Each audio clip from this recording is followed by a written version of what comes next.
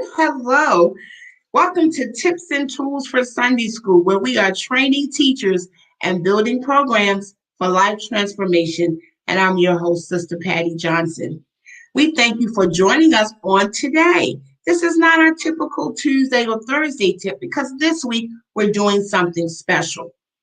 As a Christian education teacher, you should develop a structured plan for how you study, how you outline, and deliver your lesson each week. So this week, I'm going to share with you each day an example of some activities that you could be completing to help you effectively prepare to teach your lesson. And so today is day one. Now I'm doing Monday, Tuesday, Wednesday, Thursday, Friday, Saturday, but whatever day you're teaching, today is what you would do on day one. These are the topics we're going to cover.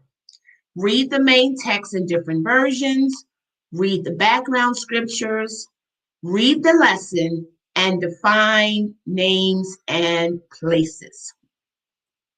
So day one, we are beginning our research for our lesson. So the first thing is to read the main text in different versions. And we call that reading horizontally, right? And so we know that the Bible's in multiple translations. So make sure that your main text is a strict translation text. Your King James versions, your New King James, your ESV versions, right? We want to make sure that your main text is a strict translation.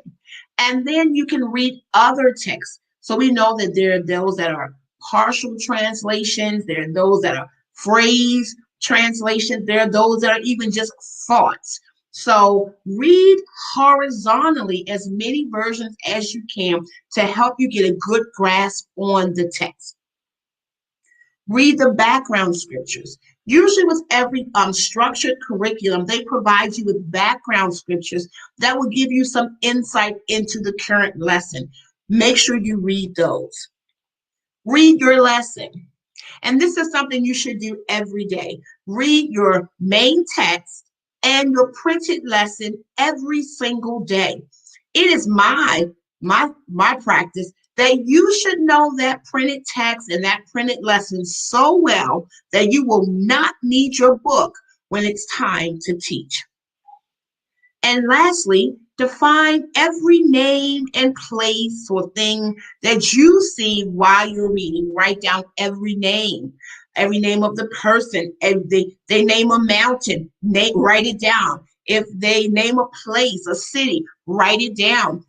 If they name a particular, maybe a flower or animal, just write down the names and places that you see and go through and define them because they would bring additional information the different thoughts to your lesson study. So that is our lesson tip for today on day one as we begin our weekly lesson plan as we prepare to teach effectively. Thank you for joining us, and we'll see you next time on Tips and Tools for Sunday School, where we are training teachers and building programs for life transformation.